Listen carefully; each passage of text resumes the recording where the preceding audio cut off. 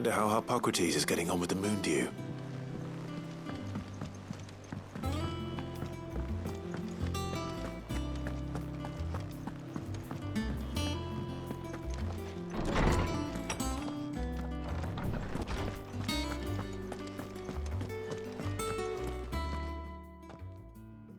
How's work on the shielding progressing, Hippocrates? Well, very well indeed. And thanks in no small part to your kind assistance. I was just explaining to Tarja how we might best go about preparing the moon dew.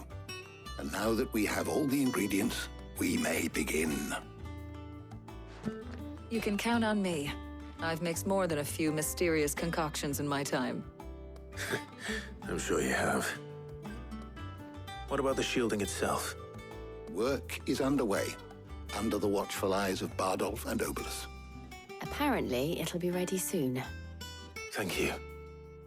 All of you. Right then. Jill, would you join me in the infirmary? Many hands make light work and all that. Of course.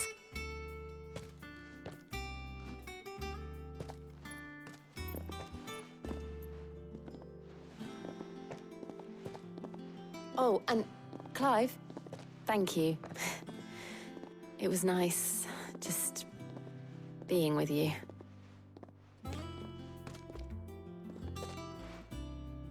It appears our work here is almost at an end. A shame. I was enjoying playing the man of action for once. When both the shielding and the moon dew are ready, it will merely be a matter of applying the one to the other. Followed by a rigorous process of testing and retesting, of course. Perhaps someone ought to warn young Mid of that. Leave it to me. Thank you, Hippocrates.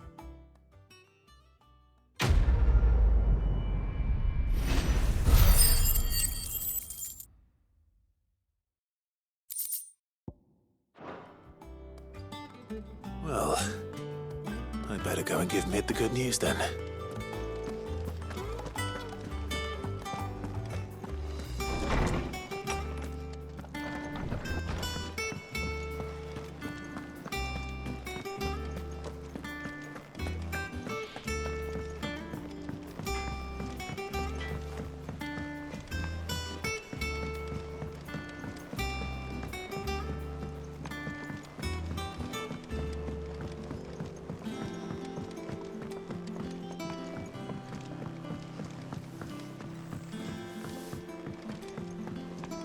Hasn't been.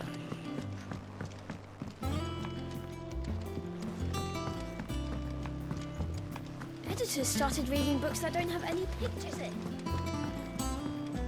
Think Mid might need some help.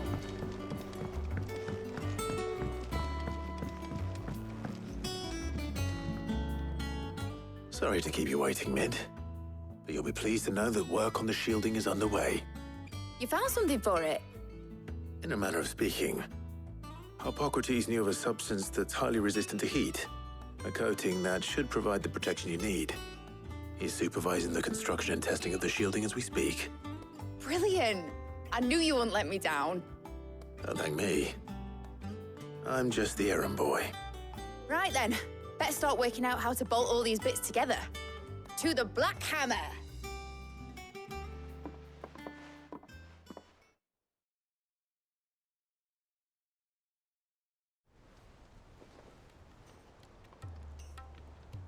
You know, when I got into the smithing game, I thought I'd be making swords and shields, not thermal bleeding didgeridoo-dahs. Displacement stacks. Same difference. Whatever you call it, I ain't putting it together in here. It's cramped enough as it is. Let's take this outside. Mid, you get all the parts lined up on the deck. I'll take care of the rest. On my way! Oh, and bring me the biggest hammer you can find. This is gonna require some precision walloping.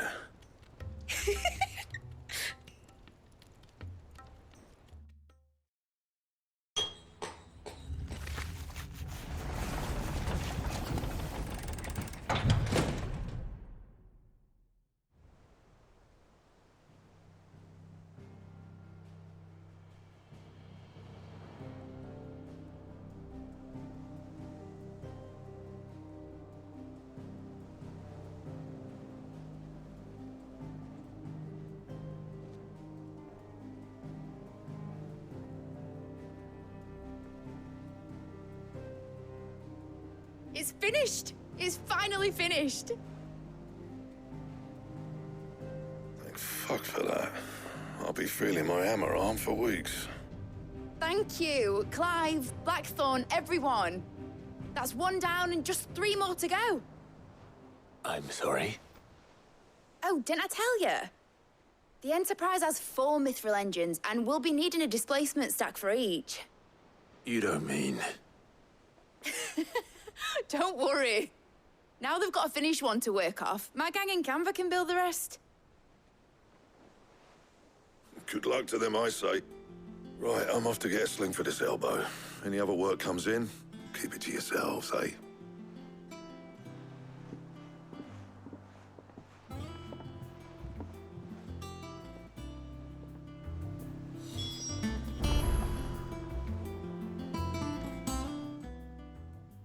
What's the matter?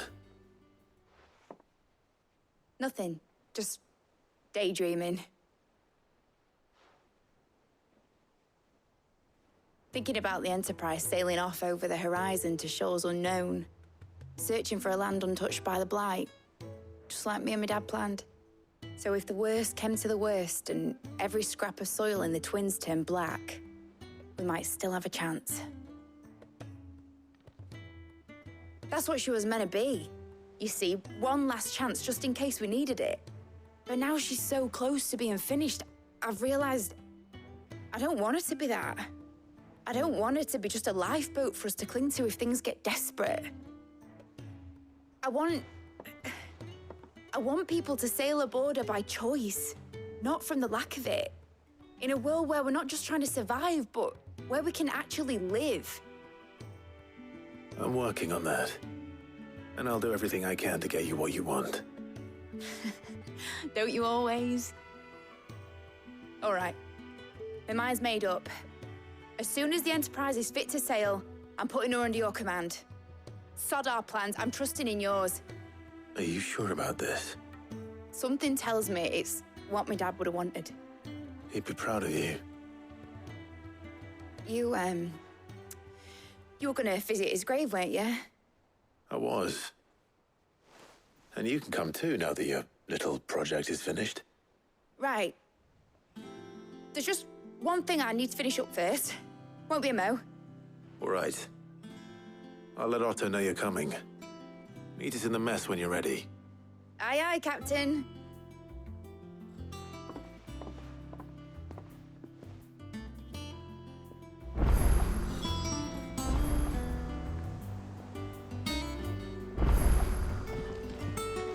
Mid told me she was building a ship.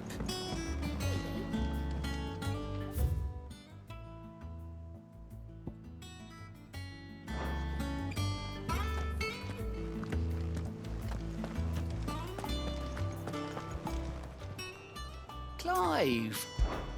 Here you go. Seen enough?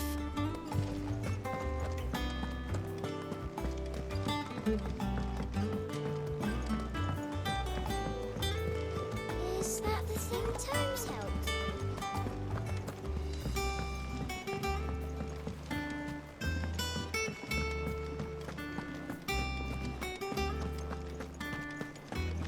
He cracked the crystal too.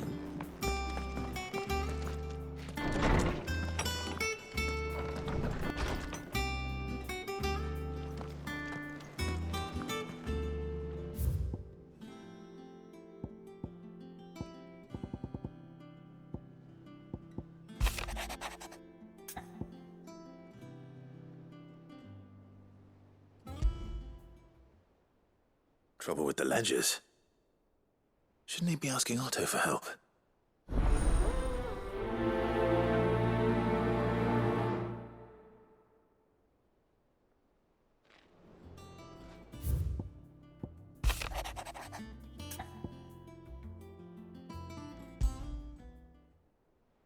What could be wrong with Torgor?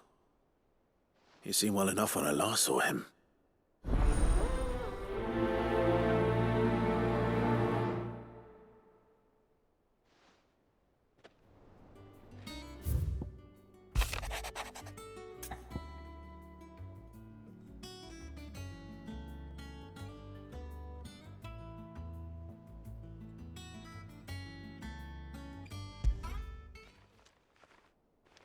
Hopefully it's nothing.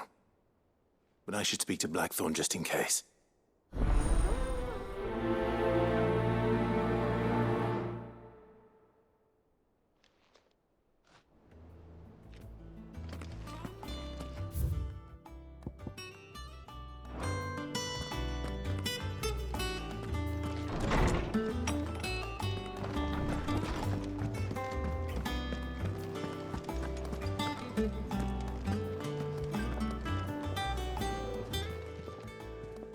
I got your note.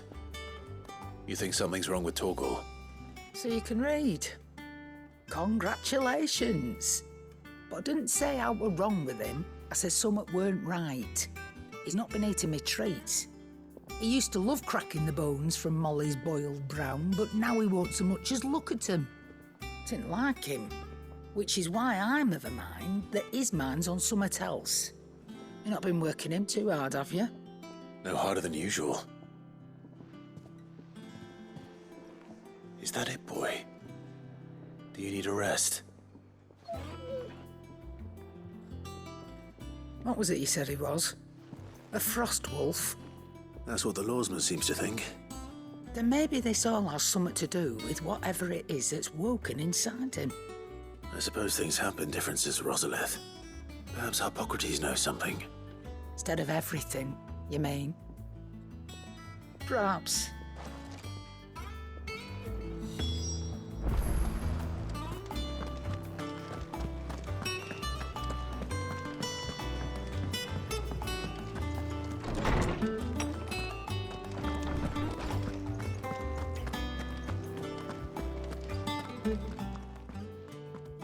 Lawsman, I need to ask you about Torgal.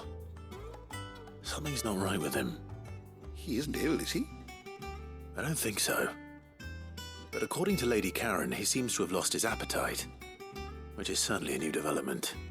She says he's hardly been touching his bones of late, and she believes it may have something to do with what happened at Rosalith Castle. I rather think she might be right, though not about his appetite. All canids are instinctively inclined to crack open bones for the rich marrow that resides within, and I see no reason why a frost wolf should be any different. Accordingly, I suspect it is not a lack of appetite that afflicts Torgal, but a surfeit of it. If we assume that his newfound magics require additional nourishment to sustain, it may well be that the bones Lady Karen is accustomed to providing are no longer sufficient. Frost wolves, after all, habitually prey upon far larger animals, whose bones may yield altogether different nutrients. As to where one might find a suitable substitute, some antelopes that graze the meadows of eastern Rosaria have been known to grow to a size more than double that of their lesser cousins. I don't recall ever seeing any that large. And little wonder. The oldest and largest such creatures rarely leave the safety of the highlands for fear of predators.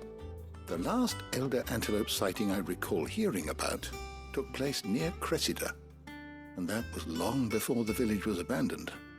Even so, it seems like a good place to start. Good hunting, Clive.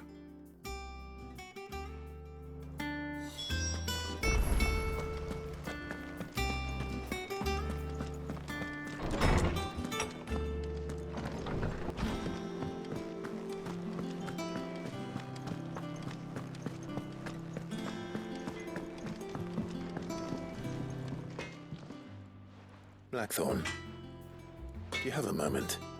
Not really, no. This won't take long. I just wanted to ask how you're getting on. August was worried about you, that you might still be doubting your craft, even after learning the trick of that cuirass.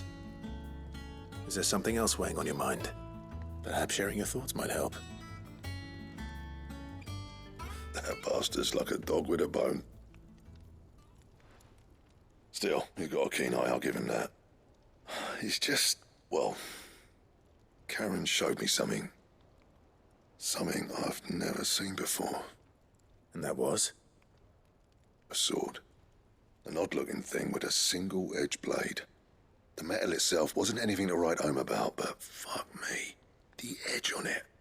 You could slice a man clean in two with a weapon like that, and he'd be halfway home before he even realised he'd been cut. So that's what's troubling you. No. Not troubling me exactly. More distracting. Can't stop thinking, how do you get an edge that sharp? It's driving me mad. And if you knew how to do it, we could arm the curse breakers with even better blades. That's about the size of it, yeah. I'll see what I can find out. Sharper swords are always welcome. And we can't have our master blacksmith being distracted. You're a soft touch, you know that. But I can't say I'm not grateful for it. Good luck, eh? Thank you. Let's see what Karen knows about this sword.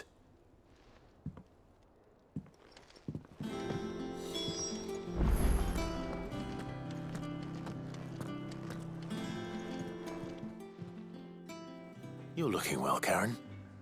What do you want? Out with it. I want to know about the sword you showed Blackthorn. Single-edged and extremely sharp. Running around after him again, are you? I suppose I am, yes. But I need to help him find out how to work an edge like that. It's driving him to distraction. Little wonder, I suppose.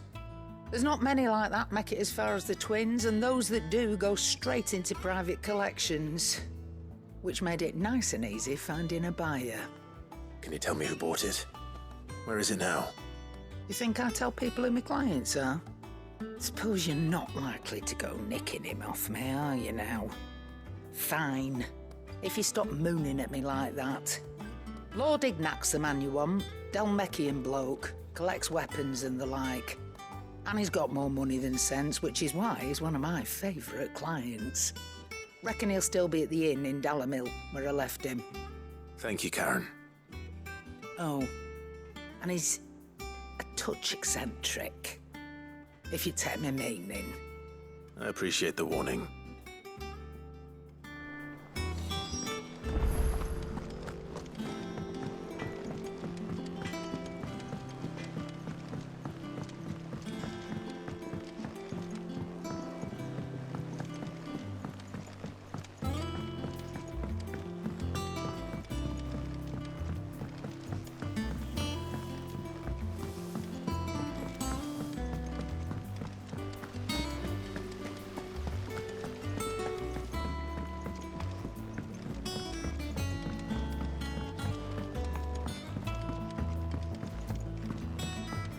Well, that's it then. Here, Sid. Reckon you might be just the man to help me out of a bit of bother, if you've a mind to. Let's hear it. Well, it's about this alembic the chief's got me making. Lovely bit of kit it is. Bunging a solution you want splitting, and it will separate it out, just like that. Problem is, it won't always get rid of all the impurities. And with some of the stuff we need it for, that ain't good enough. Which is why I've been looking for something to filter the liquid we'll be cooking off. And that's where I was hoping you could help me out. I imagine Ty could get some use out of this alembic too. Distilling medicines and the like. All right. Why not? Proper job! So what exactly do you need for this filter? Nothing but bomb ash'll do, says the chief. Gave me a sample she'd obtained from the university stores. Couldn't believe my eyes. You pour the blackest blight water through it, and it comes out clear as a mountain stream.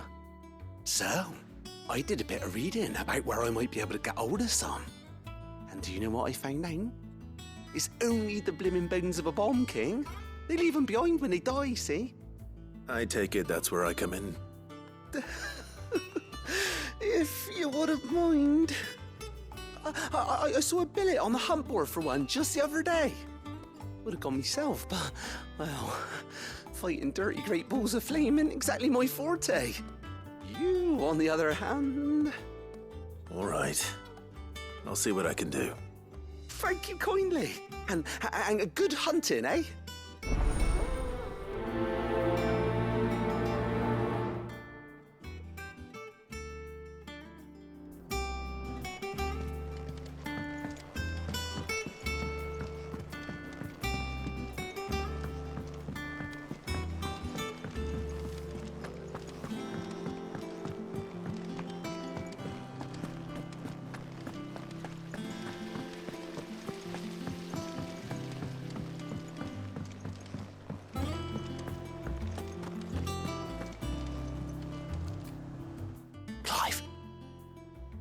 Did you get my letter?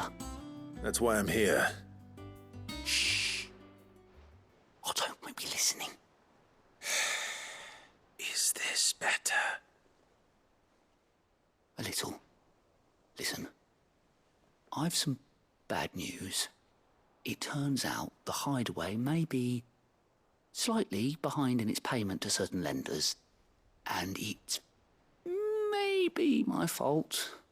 But I swear to the goddess, I thought I had the numbers square. Sadly, that square turned out to be more of a circle. 0, you might say. I can straighten it out, I swear, but it's going to take some time, and I'm going to need help keeping it from Otto. Bit late for that, I'd say. There you are! What a surprise! So let me get this straight. You forget to pay our lenders what they're due, and instead of coming straight to me, you get Clive to come to you. And I hope he'll dig you out of the hole you've dug for yourself. Clive, the man in charge of the place you've been cheerfully trying to bankrupt. And you thought this was a cunning plan. Why? Well, who needs paying? Oh, just Martha. And the dame. And, well, Lady Karen. But only 500 talents. We owe 3 of our most trusted friends 5 million gil. Each. 5 million each. They lent us the bulk of the money we used to rebuild the Hideaway, you see, and, well, I must have made some sort of oversight. Those ledgers were my responsibility, and it was my decision to entrust them to you. This is my fault. Do we have that much to hand? I can always ask my uncle. No, we don't. And no, you won't. We've lightened Lord Rosfield's purse enough. After the king's ransom we had off him, he deserves better than to see our begging bowl. Besides, we'll need to learn to stand on our own if we're going to make this work. All right. But that doesn't mean you have to shoulder the burden yourself. Is there anything I can do to help? There might be. How'd you fancy taking these to Martha and the dame? Rocks. Rocks, he says. Worth 1,000 talents apiece, these are. A little something Sid and I set aside for when times got lean. And I reckon 15 million in overdue debt probably qualifies. I just hope our associates' eyes are a bit more discerning than yours. I'm sure there will be. Should be me making the rounds, really. But you know how it is with this place. Orders to bark, arses to wipe, and all that. I know. Which is why I don't mind going in your place. Go. Do you know why I only gave Master Clive here 2 star rubies? Because you'd rather Lady Karen killed me. Because I'd rather Lady Karen killed you. Yes. Well, I suppose this is goodbye then. Don't worry. I'm sure Karen will understand. Really? Do you think so? No, I don't.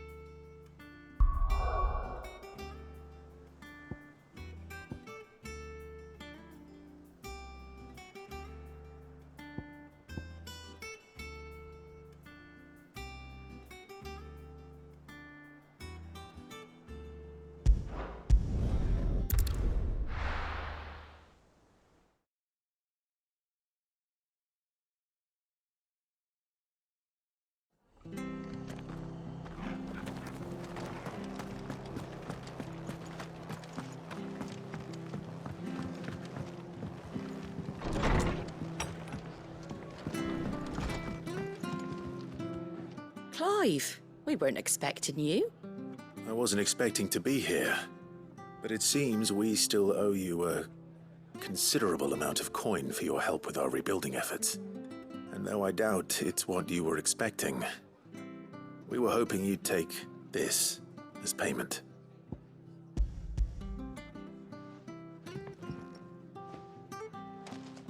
A star ruby? I can't accept this. It's worth at least twice what you owe me. More if you can find yourself the right buyer.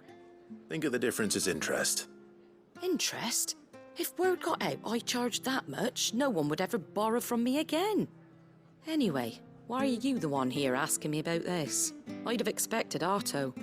Bit much sending the Lord Marquis out to settle your debts, isn't it? The old goat working himself to death again. Something like that. Most days I think he's the only reason the hideaway's still standing. Same as always, eh? Back when the place was nothing but a twinkle in the eye of a recently retired Lord Commander, word is he was the first one Sid reached out to. Probably knew that without his strong arm and level head, the idea would never get off the ground. Sid may have been the face of the hideaway, but Otto's always been the backbone. And when Sid passed away, we were all worried that would be the end of it. That Otto would just give up. His death was hard on everyone. But it must have hit Otto hardest of all. But he didn't give up, did he? Quite the opposite, in fact. If I recall, he was the one who nominated you as Sid's replacement, and rallied the rest around you. I reckon what he saw in Sid, he saw in you too. And don't we all? Doesn't hurt that you're half as stubborn and twice as handsome, neither. That, and you keep good company. I suppose I do.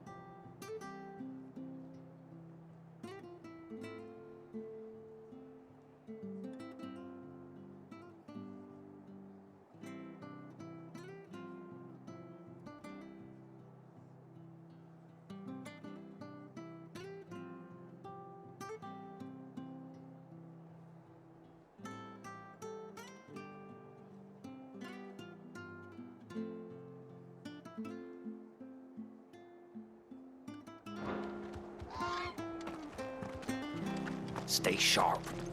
We don't know when those bastards will be back.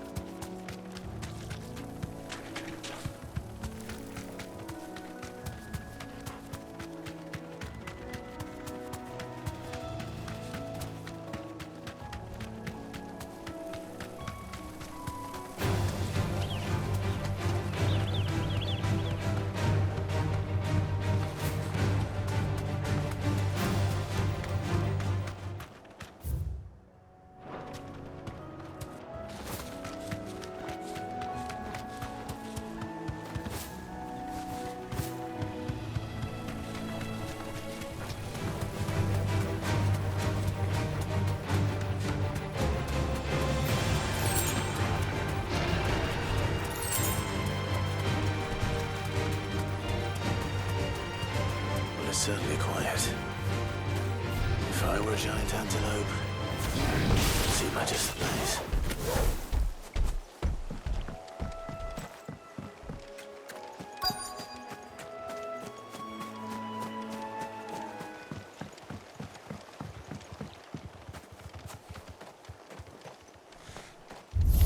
doubt we'll find one bigger than that.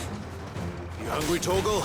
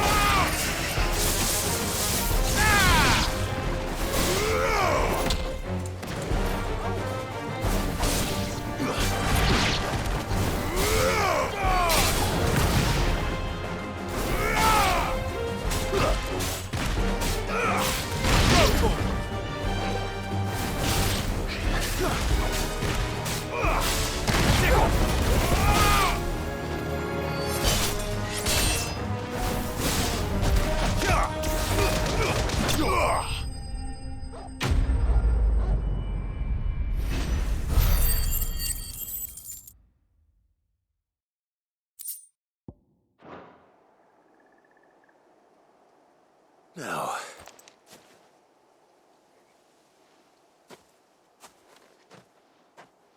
will it be enough, I wonder?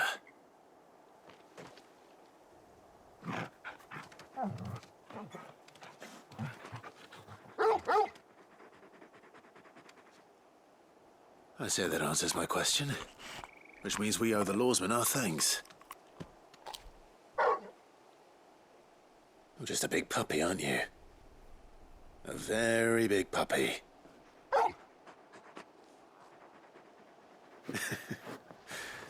You do know you can take that with you, Torgal. Lady Karen will be relieved to hear you've got your appetite back. Come on, boy.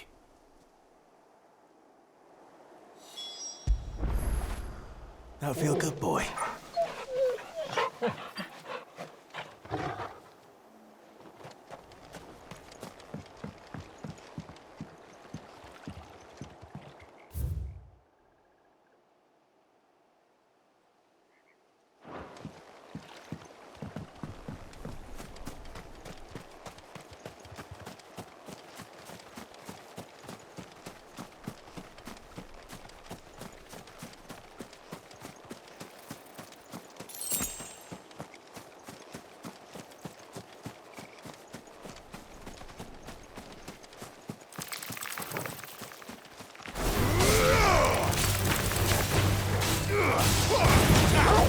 It's over.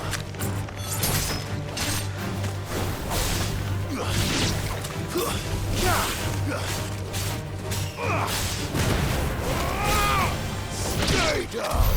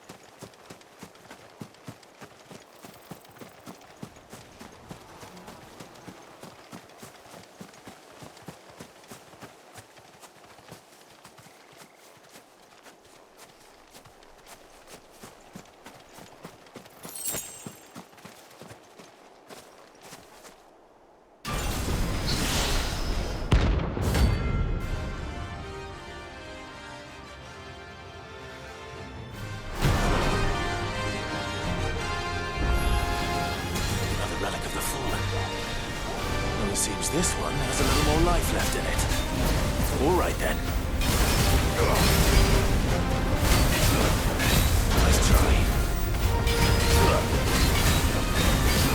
Over here!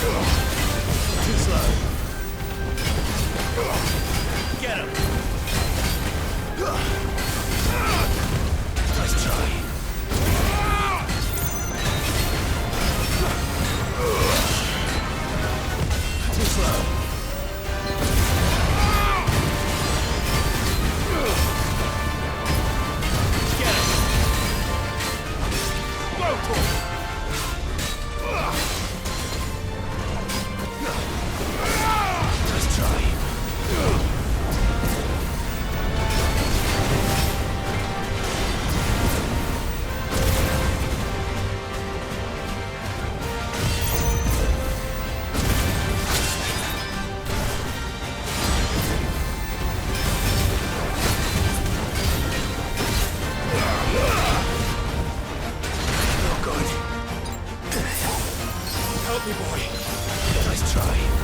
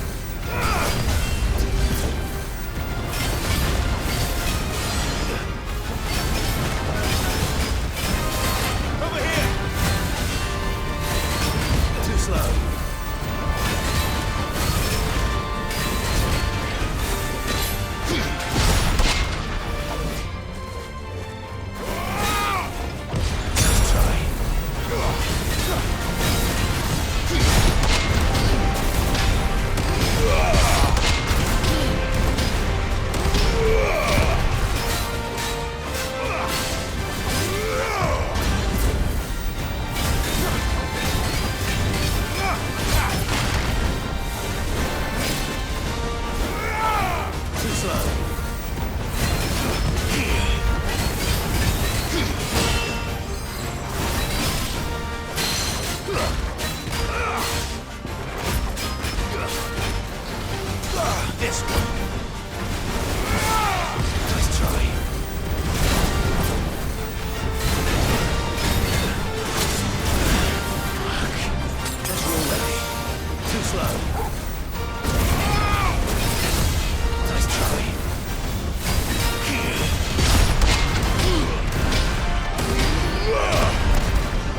slow.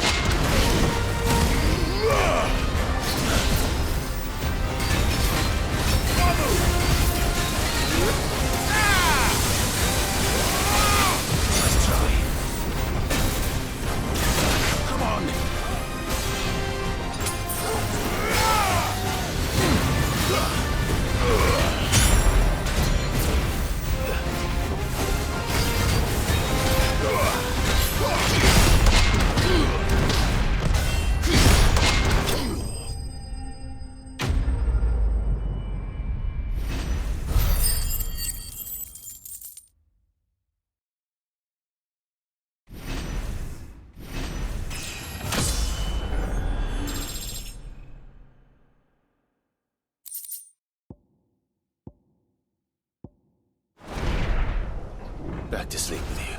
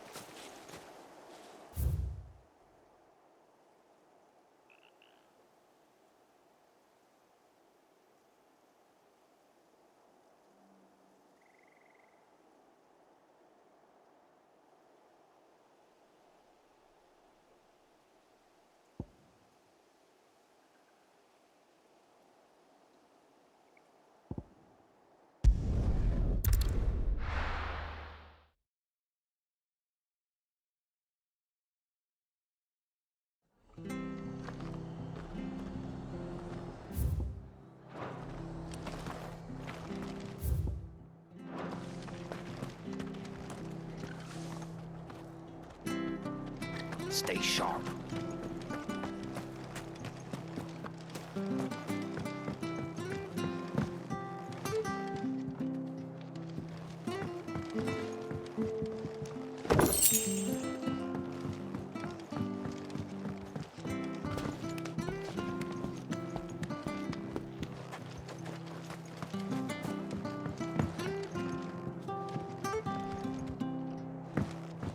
Used to think the garrison was nothing but an annoying little wasp's nest in our back garden. Now I know it's a...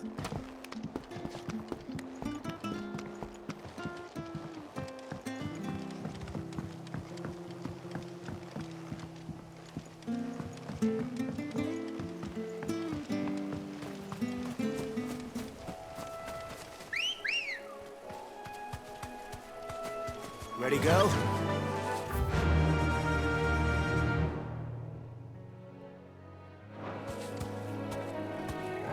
Yeah!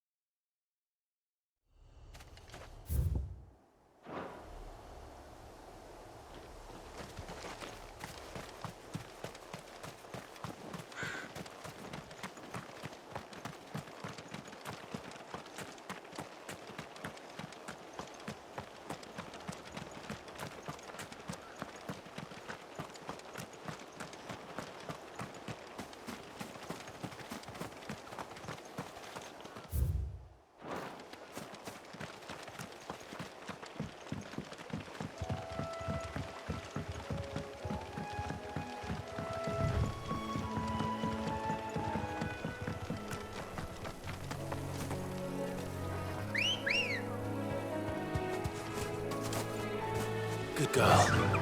Yeah! No holding back.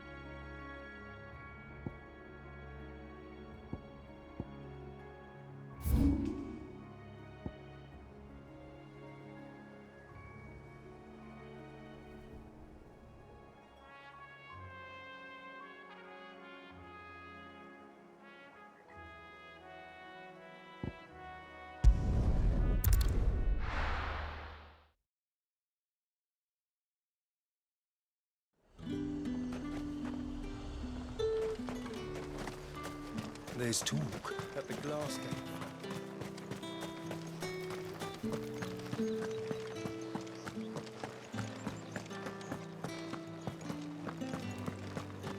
Did you hear? The gates to heaven. I want to see you again. What am I going to do without Sweetwater and Oil of Talc? Still no caravan from the Dominion's park. Milady, I come bearing gifts. Gifts? Whatever is the occasion.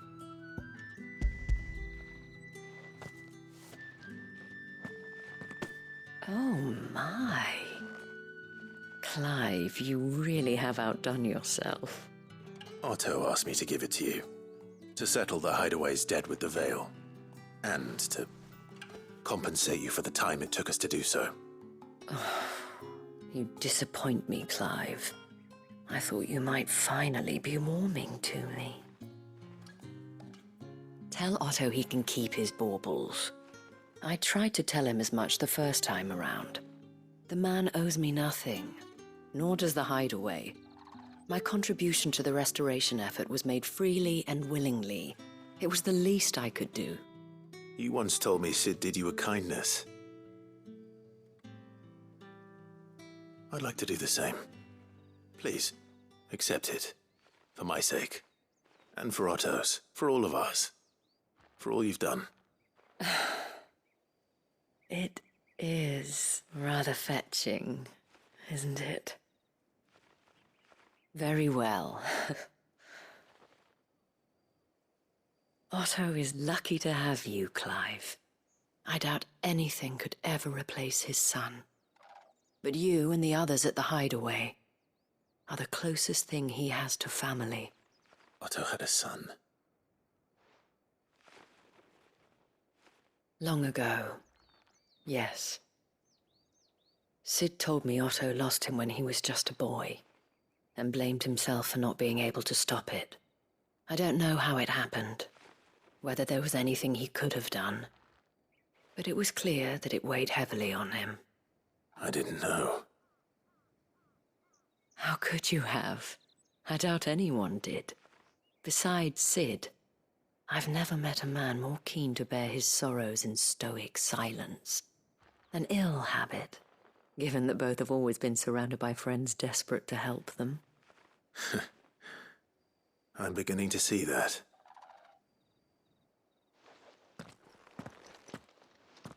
Gob will want to know the stones were delivered, if he's still with us.